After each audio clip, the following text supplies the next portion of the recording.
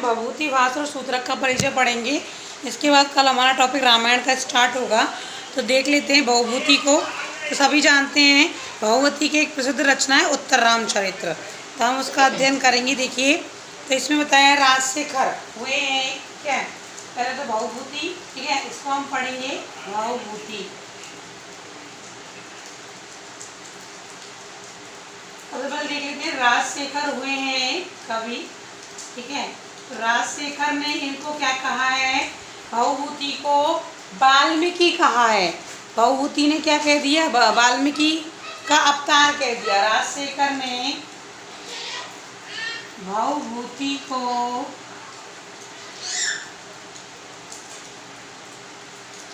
वाल्मीकि का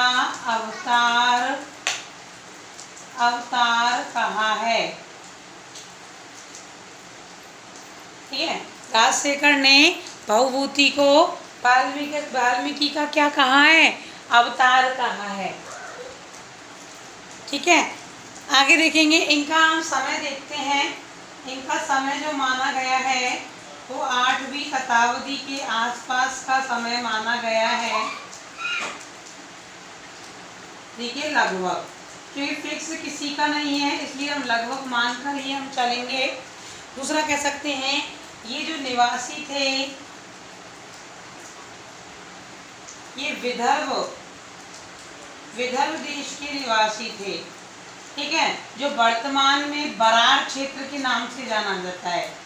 वर्तमान में बरार क्षेत्र, ठीक है, वर्तमान में इसे बरार क्षेत्र के नाम से जाना जाता है। विदर्भ देश के निवासी थे और ये काश्यप गोत्रीय ब्राह्मण थे। इनकी जाति कौन सी थी, यानी ये ब्राह्मण तो थे, कौन से थे, काश्यप गोत्रीय ब्राह्मण।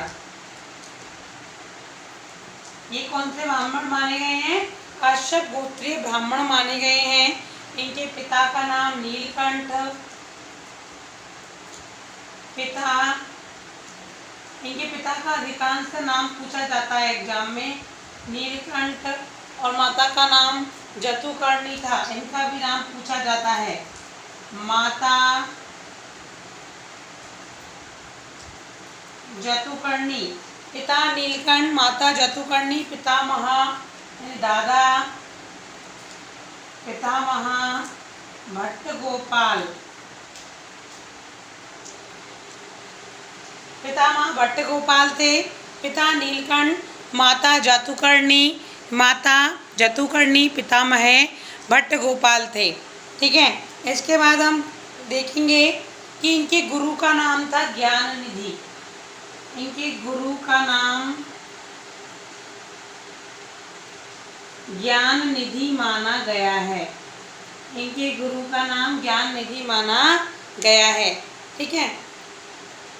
इन्होंने श्रीकंठ की पदवी धारण की थी, इसलिए इनके बारे में एक पंक्ति कही गई है, भट्ट श्रीकंठ पद लाभो भवभूति, ठीक है। इनकी एक पंक्ति है, यहाँ लिख देती हूँ। इन्होंने कहा है, भट्ट श्री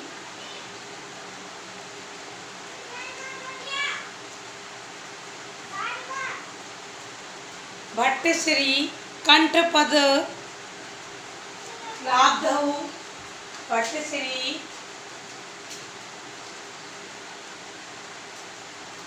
कंठ पद लाभो भवभूति।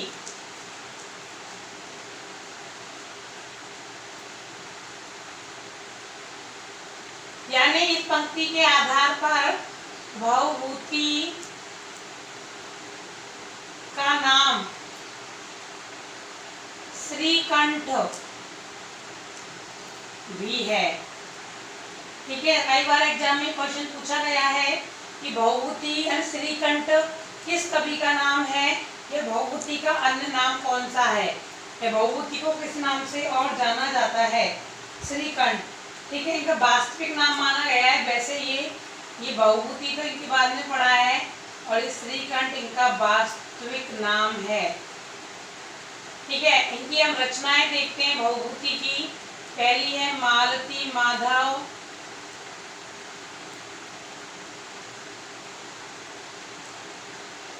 दूसरी है महावीर चरितम,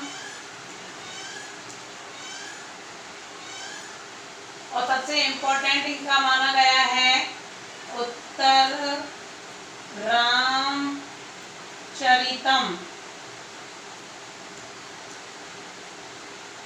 सबसे इम्पोर्टेंट माना गया उत्तर रामचरित। पहली रचना है मालती माधव, दूसरी महावीर चरितम और तीसरी है उत्तर रामचरितम। पहले नंबर पे हम मालती माधव का वर्णन पढ़ेंगे। मालती माधव नाम से स्पष्ट है, यह मालती और माधव की प्रेम प्रसंग का वर्णन है। ठीक है, इसमें जो अंकों की संख्या है, इसमें 10 अंक माने गए हैं। 10 अंकों की क्या है, इसमें संख्या है मालती माधव में। इसमें मालती में माधव का प्रेम प्रसंग है, और इसका जो अंक है, इसको लिखने की जो प्रेरणा है वो कहाँ से ली गई है, मृक्ष कटिकम। हम आगे पढ़िए शूद्रक, तो मृक्ष कटिकम के लेखक माने गए हैं शूद्रक। ये वहां से इनकी क्या ली गई है, प्रेरणा, तभी मालती माधव की क्या हुई है, रचना हुई है। दूसरा आता है इनका महावीर चरितम।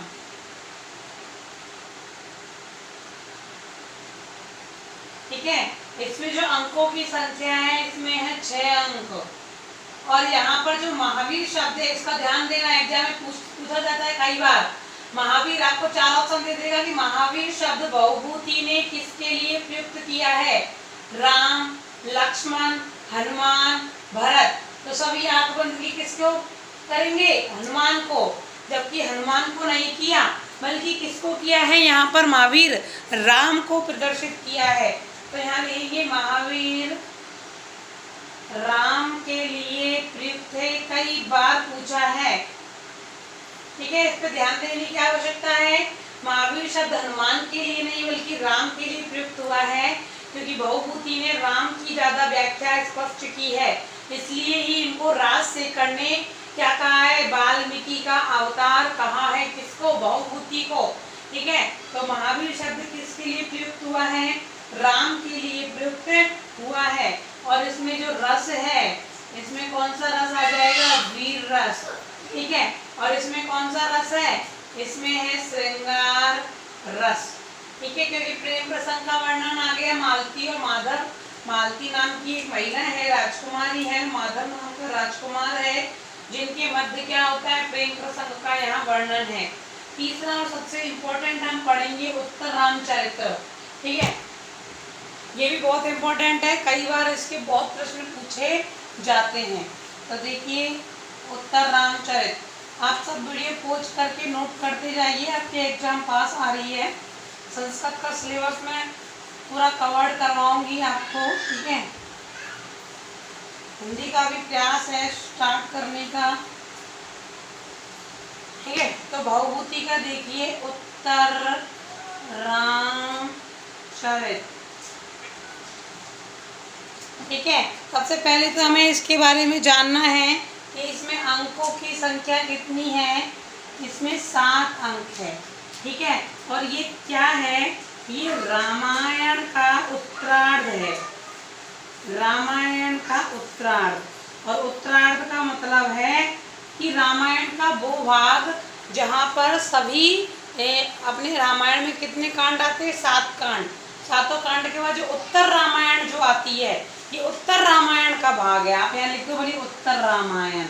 और उत्तर रामायण में किसका वर्णन है कि सीता और राम का अभिषेक हो जाता है, और जब वो क्या होते हैं, अपने राजभवन में विराजित होते हैं, तभी एक दुर्मुख नाम का व्यक्ति है। कौन है यहाँ पर, दुर्मुख। ठीक है, दुर्मुख क्या करता है, एक लोकापवाद की बात करता है। लोकापवाद क्या है कि सीता के विषय में, कि सीता तो यहाँ रावण के यहाँ पर रहकर आई है। ठीक है, तब भी उसके पति ने उसे ग्रहण कर लिया। इस प्रकार की अनर्गल बातें जो हैं वो लोकापवाद में शामिल है। तो दुर्मुख राम को क्या करता है, ये बात बताता है कि हमारे प्रजा में इस प्रकार की बुराई जो है व्याप्त हो रही है। तो यहाँ पर राम जो सीता का त्याग कर देता है, और लक्ष्मण उसे वाल्मीकि आश्रम छोड़ के आता है। वहाँ वाल्मीकि आश्रम में सीता लव और कुश को क्या देती है, जन्म देती है। तो उसी उत्तर रामायण का यहाँ पर क्या किया गया है, वर्णन किया गया है 7 अंकों में, और उसी को उत्तर रामचरितमानस या उत्तर रामचरित्र कह दिया है। ठीक है। नाटक का जो प्रारंभ माना गया है, ये बहुत बार एग्जाम में पूछे हैं, इसलिए मैं इनको नोटिस कर रही हूँ। ठीक है, नोट करवा रही हूँ। तो नाटक का जो प्रारंभ है वो चित्र दर्शन से माना गया है, और चित्र दर्शन इसका पहला अंक है, प्रथम अंक। प्रथम अंक क्या है, चित्र दर्शन। चित्र दर्शन में क्या उपस्थित है कि जब राम और सीता जब वन भोग कर आए थे, तो वनों में वो कहाँ रुके थे, कौन सी कुटी में रुके थे, कैसे अहिल्या का उन्होंने संहार किया था, मतलब अहिल्या को तारा था। इस प्रकार के जितने भी चित्र हैं वो एक म्यूजियम टाइप में लगे हुए हैं। तो उनका अवलोकन कौन कर रही है, राम और सीता स्वयं कर रहे हैं। तो राम और सीता जब अपने भवन में इसको देखते हुए थक हार कर चले जाते हैं, तो वहाँ सीता जो है वो गर्भवती है और राम के घुटनों पर सिर रख करके सो जाती है। ठीक है, इस प्रकार का यहाँ अंक क्या है, प्रथम अंक में वर्णन दिया हुआ है चित्र दर्शन। इसके नाम जो है वो एग्जाम में पूछे जाते हैं कई बार, डायरेक्ट प्रथम अंक का नाम पूछ लेता है। ठीक है, तो इसमें जो इम्पोर्टेंट अंक है जिनके पूछे जाते हैं और नाम दिए हुए वही बता रही हूँ। तो पहले अंक में चित्र दर्शन है। ठीक है, कि द्वितीय अंक यहाँ लिख देती हूँ, दूसरा अंक, और दूसरे अंक में दिया हुआ है सीता के द्वारा लवकुश का जन्म।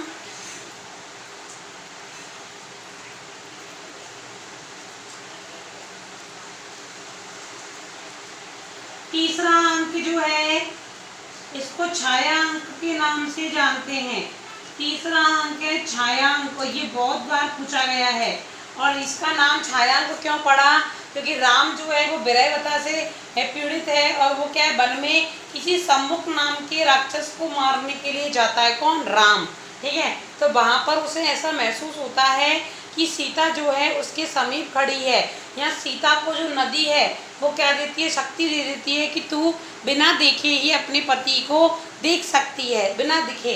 तो यहाँ पर वो छाया, यानी सीता की छाया राम को दिखाई देती है। वो समझता है कि सीता मेरे ही आसपास है। ठीक है, तो सीता का वियोग, यहाँ पर सीता का वियोग है, सीता का वियोग राम द्वारा। ठीक है, सीता का वियोग राम द्वारा किया जा रहा है यहाँ पर। ठीक है, चतुर्थ में वाल्मीकि आश्रम में जनक आदि का आगमन। चतुर्थ अंक में वाल्मीकि आश्रम में जनक आदि का आगमन बताया है।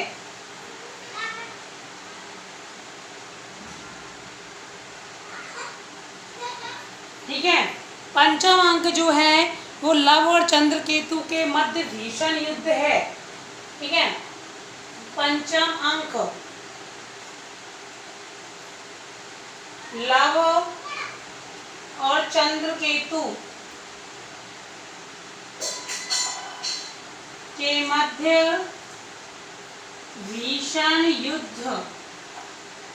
ठीक है, चंद्रकेतु कौन है, लक्ष्मण का पुत्र चंद्रकेतु है। जो लव और चंद्रकेतु एक दूसरे को पहचानते नहीं है और क्या करते हैं, युद्ध लड़ते हैं। ठीक है, यहाँ भीषण युद्ध दिखाया गया है। और किस लिए दिखाया गया था, वो अश्वमेध घोड़े के लिए। सभी इस बात को जानते हैं, ज्यादा एक्सप्लेन करने की आवश्यकता नहीं है, बस में थोड़े नए तरीके से कहानी को प्रस्तुत किया गया है। षष्ठम,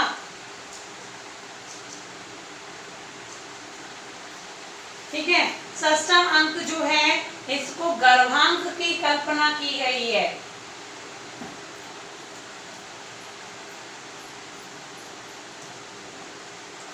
गर्भांक की कल्पना का मतलब है कि उत्तर रामचरित्र का जो भी नाटक है उसको एक स्टेज पे दोहराया गया है, और उस स्टेज पर दोहराया जा रहा है, जिसको गर्भांक की कल्पना कर दी है।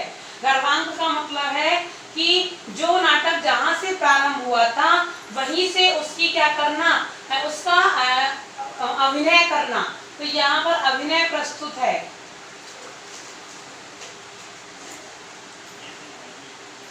ठीक है, और सप्तम अंक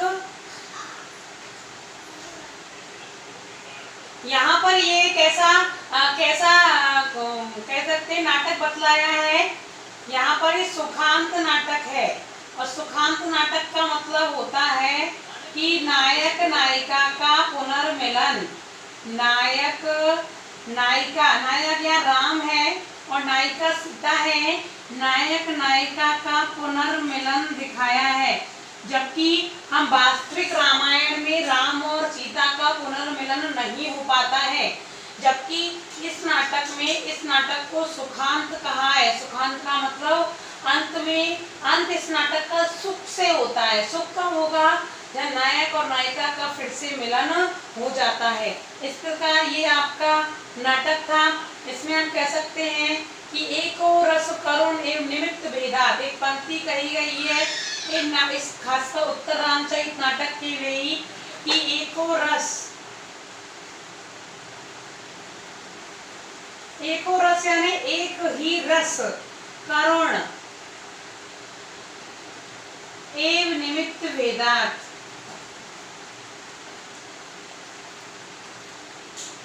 कई बार एग्जाम में क्वेश्चन पूछा गया है कि करुण रस से भरा हुआ ग्रंथ कौन सा है? यह एकमात्र करुण रस का वर्णन हुआ है। इसमें उत्तर रामचरित में बहुत बार प्रश्न पूछा है, किसने किया है? भवभूति ने किया है। ठीक है, आगे इन्होंने करुण रस के बारे में और भी एक पंक्ति कही है, करुणस्य मूर्तिरथवा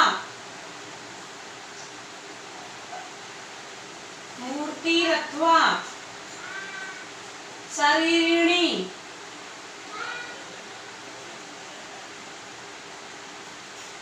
विरह विधित।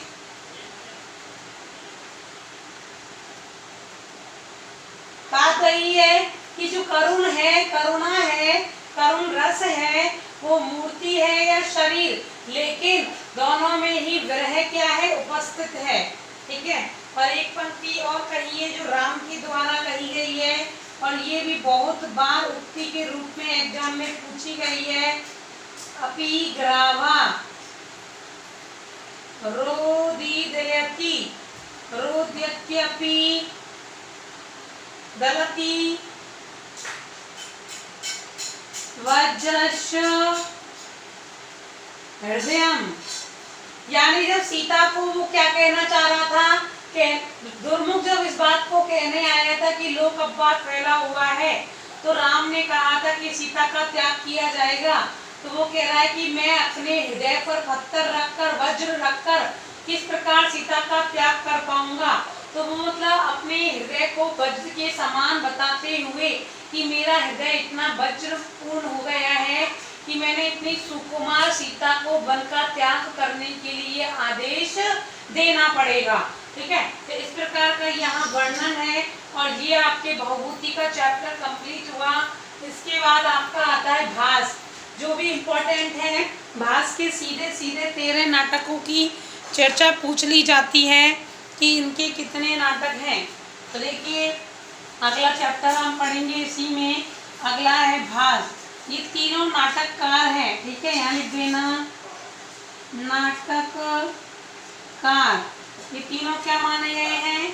नाटककार माने गए हैं।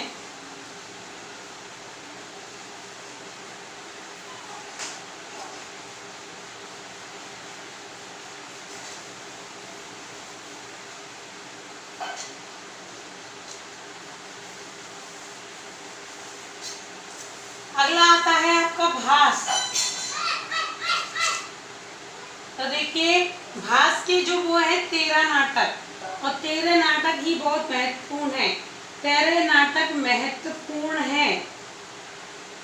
ठीक है, इसलिए इनके नाटकों को भास चक्र वे नाटक चक्र भी कहते हैं। क्योंकि अब तक किसी के भी हमने 13 नाटक या कोई भी रचनाएं नहीं पढ़ी हैं, केवल भास की ही ऐसी हैं जो 13 नाटक माने गए हैं। इनकी जो है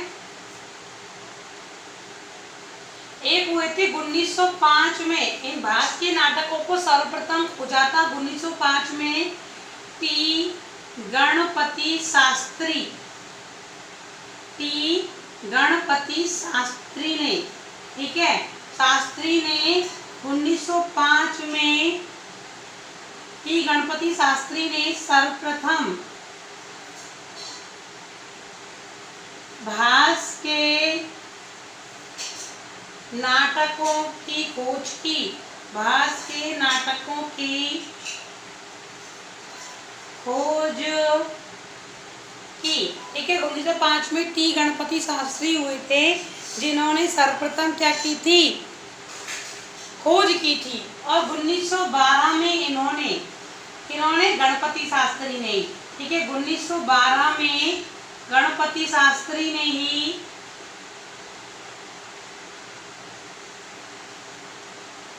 एक ग्रंथमाला होती थी, ठीक है, ग्रंथमाला, ठीक है, ग्रंथमाला में इन्हें क्या करवाया था, प्रकाशित करवाया था, ग्रंथमाला में प्रकाशित करवाया था। ऐसा माना जाता है कि इनकी रचनाएं आग में जल करके भस्म हो गई थी, परंतु कुछ पांडुलिपियां, प्रतिलिपियां कुछ शेष रह गई थी, तो उनको 1905 में गणपति शास्त्री ने सर्वप्रथम खोजा था और 1912 में ग्रंथशाला में इन्हें प्रकाशित करवाया था, ठीक है। इनके हम नाटक देख लेते हैं। तो इनके नाटकों की संख्या मानी गई है 13 और इनको हम अलग अलग डिवाइडेशन कर लेंगे। सबसे पहले नाटकीय संविधान के आधार पर, ठीक है,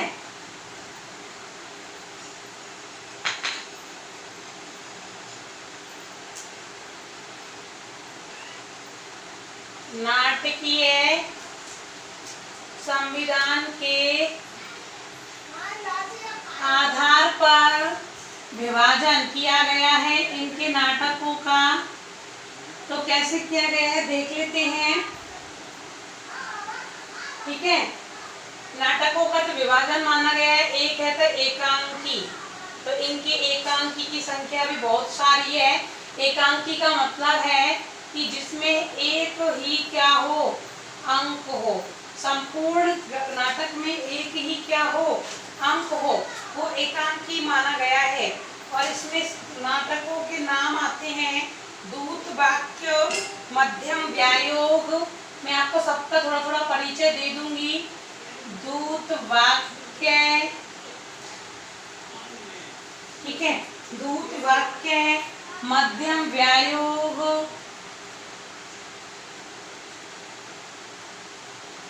अगला आता है दूत घटोत्कच,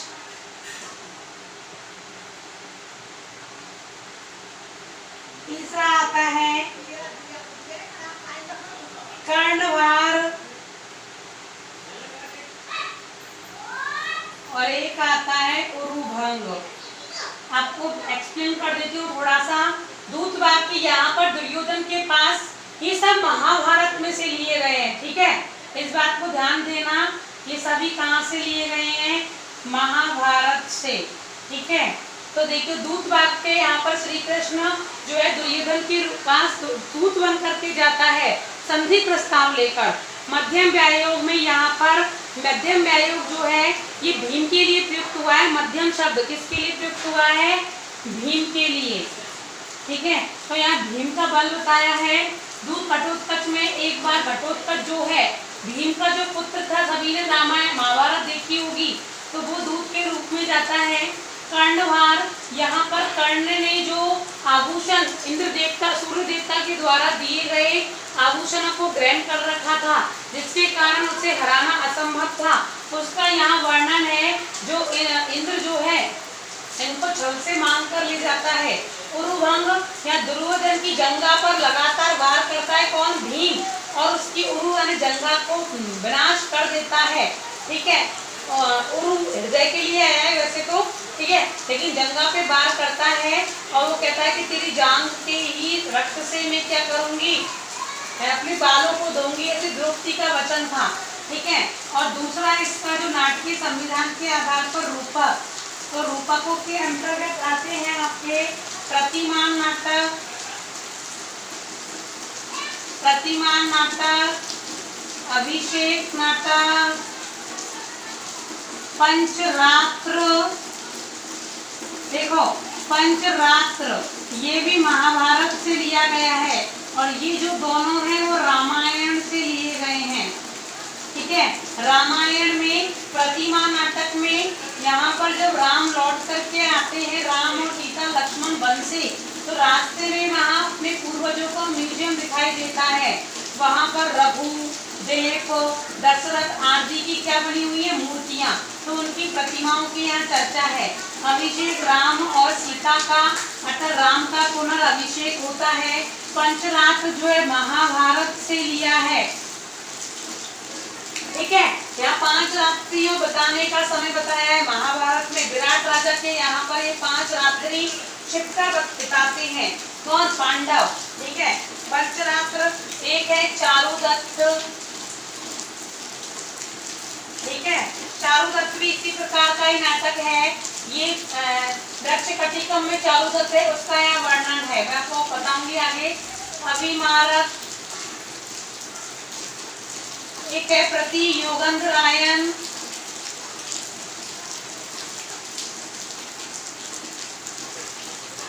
एक है स्वप्नवासव दत्ता।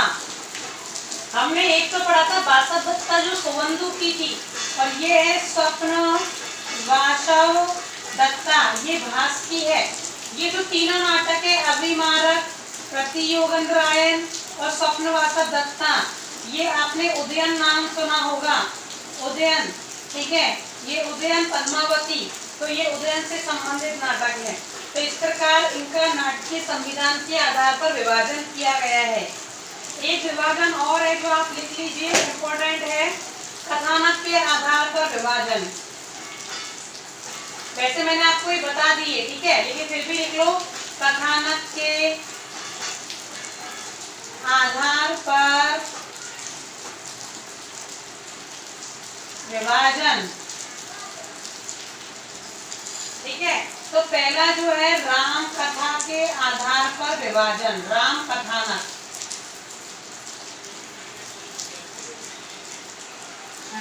ठीक है। तो राम कथानक के आधार पे आएंगे प्रतिमान नाटक, प्रतिमान नाटक और अभिषेक नाटक।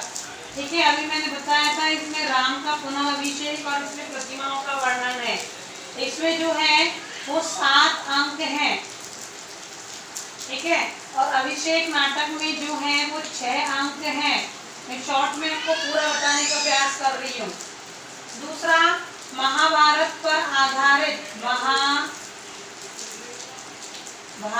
पर आधारित कथानक।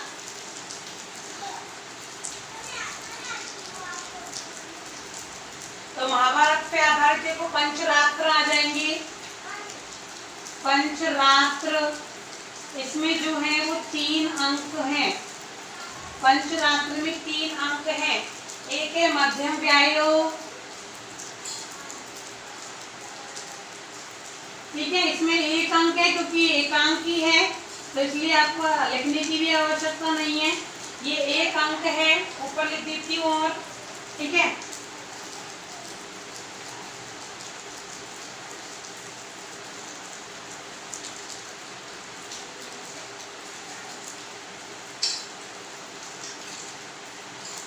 ठीक है। मध्यम मायव 1 अंक है। एक है दूध घटोत्कच। घटोत्कच ये भी क्या है, 1 अंक है, एकांकी है।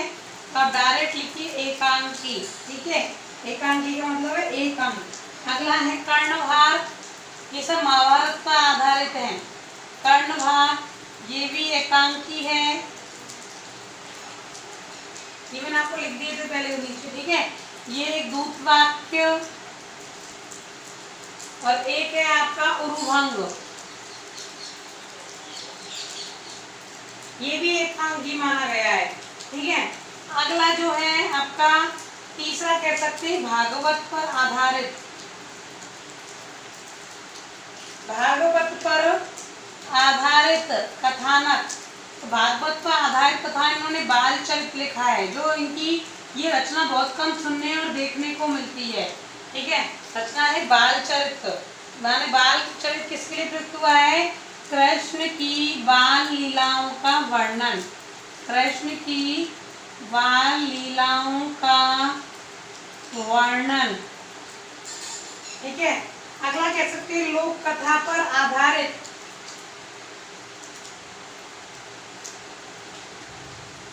लोक कथा पर आधारित विभाजन या कथानक। तो एक तो है चारुदत्त, ठीक है, और एक है आपका अभिमारक।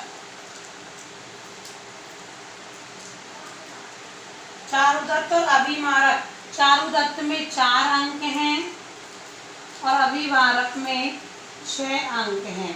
ठीक है, इसके बाद हम देखेंगे, शाही ले लेती हूँ।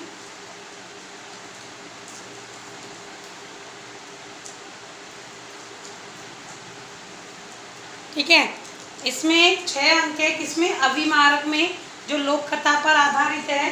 अब तक नोट कीजिए। इसके बाद आता है आपका उद्यन कथा, जो मैंने आपको नीचे बता ही दिया था कि उद्यन कथा पर आधारित जो है वो है प्रति योगेंद्रायन और स्वप्न वासव दत्ता। ये बहुत अच्छी रचनाएं हैं।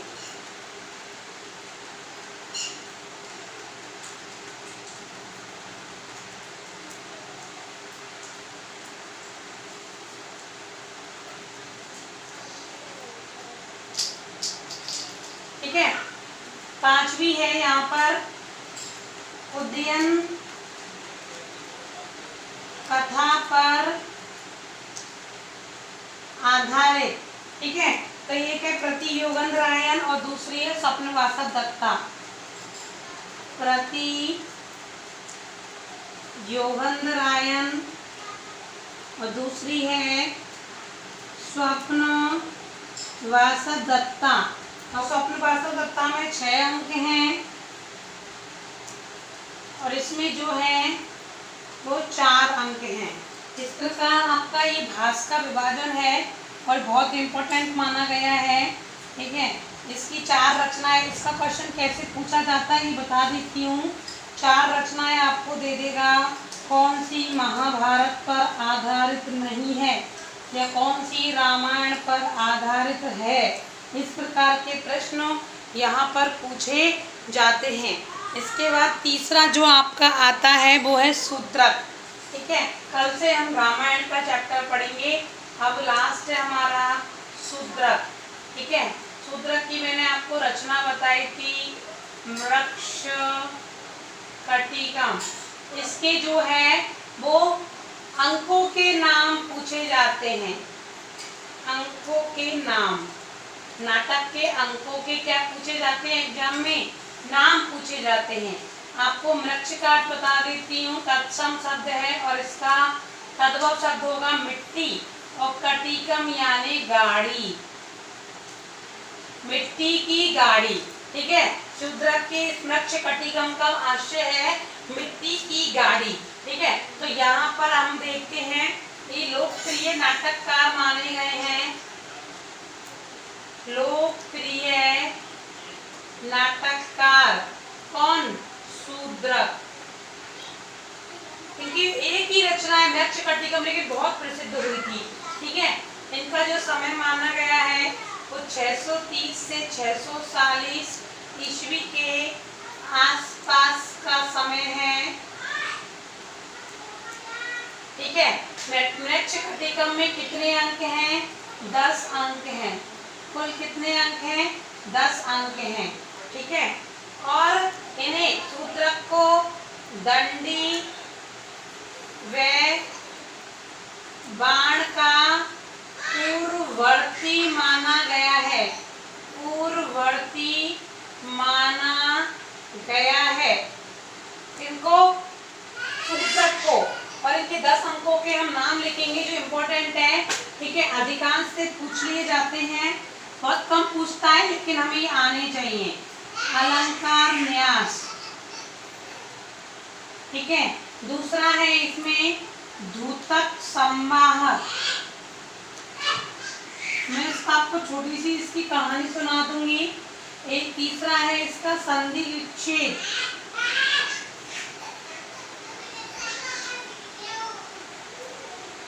चौथा है मदनिका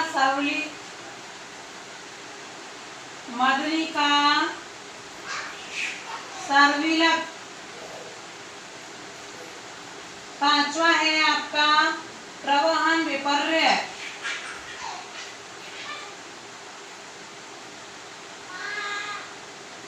छठवां अंक है, पांचवा है दुर्दिन। पांचवा है दुर्दिन। और ये वाला बस पांचवा अंक की ज्यादातर पूछा जाता है, दुर्दिन, ठीक है। छठवा है प्रवहन विपर्य। सातवां जो है आर्य का अपहरण। यह चारुदत्त और बसंत सेना के प्रेम की कहानी है। चारुदत्त, ठीक है, और बसंत सेना। बसंत सेना यहाँ पर एक गणिका है। गणिका सभी जानते होंगे, गणिका है। और चारुदत्त यहाँ पर एक व्यापारी है, व्यापारी युवक, ठीक है। इन दोनों के प्रेम की यहाँ पर क्या दी हुई है, कहानी दी हुई है, ठीक है। आठवां जो है वो बसंत सेना का मोचन। मोचन का मतलब छुड़वाना। बसंत सेना का मोचन, मोचन यानी छुड़वाना। बसंत सेना को छुड़वाता है कौन, चारुदत्त। किससे, एक ये संवाहक नाम का दूतक व्यक्ति है जो जुआ आदि खेलता रहता है, नशा आदि करता है, ठीक है। जो बसंत सेना का अपहरण कर लेता है, ठीक है, तो उसको मुक्त करवाता है कौन, चारुदत्त करवाता है। और 9वें अंक में है व्यवहार। और ये 9वें अंक में ही मृच्छकटिकम नाम का शब्द स्पष्ट होता है, मिट्टी की गाड़ी। यहाँ पर जो चारुदत्त नाम का व्यक्ति है, ये एक शादीशुदा व्यक्ति है। इसका जो पुत्र है वो क्या करता है, मिट्टी की गाड़ी बनाता है। जो चारुदत्त ने जो आभूषण बसंत सेना को दिए थे, उन आभूषणों को बसंत सेना क्या करती है, उस बच्चे की मिट्टी की गाड़ी में रख करके और उस व्यापारी युवक यानी चारुदत्त को पहुंचा देती है। तो इसी वजह से इस नाटक का नाम पड़ा मृच्छकटिकम। और इसका अंतिम और 10वां जो अंक आता है वो है संहार। संहार का मतलब है या नाटक का उपसंहार कर दिया जाता है। और ये आपके नाटक का शूद्रक का मृच्छकटिकम जो इम्पोर्टेंट है, ठीक है, ज़्यादा इम्पोर्टेंट तो नहीं है, बट इतना तो है कि हम इनकी रचनाओं का, इसके अंकों का और मृच्छकटिकम का अर्थ याद रखें। और इसका जो 5वां अंक है दुर्दिन, हमें इसको भी याद रखना है। तो आपका ये हुआ भभूति, जो करुणा के करुण रस के व्याख्याता माने गए हैं। एकमात्र करुण रस को स्पष्ट करने वाले भाग 13 नाटक इनके प्रसिद्ध हैं। और शूद्रक जो ये नाटक जो माने गए हैं, इनका मृच्छकटिकम इनका नाटक है। तो इस प्रकार आपके 3 कंप्लीट हुए। कल हम पढ़ेंगे रामायण। हमारा 3 चैप्टर बच रहे हैं, एक बच रहा है रामायण, एक महाभारत, और ये एक एक में शामिल हो जाएंगे, ठीक है। एक बच रहा है आपका महाभारत और एक बच रहा है आपका गीता, ठीक है। तो ये छोटे छोटे टॉपिक है, ज़्यादा बड़े नहीं हैं। मैं प्रयास करूँगी एक दिन में 2 करने का, ठीक है। तो आप इनको नोट जरूर करिए, सब पढ़िए। और जो बच्चे एसटीसी से पढ़ रहे हैं, और मैं आपको बता देती हूँ, जो पढ़ा है ना, आपको रीड के लिए भी आप इनको पढ़ सकते हो। अगर रीड में जो भी सिलेबस है आपके फर्स्ट सेकंड थर्ड यूनिट में भी बनाऊंगी, ठीक है, तो आप इनको पढ़ सकते हो। आपको ये साहित्य का टॉपिक वहाँ से आपका कंप्लीट हो सकता है, कालिदास वगैरह सब। कल मिलते हैं।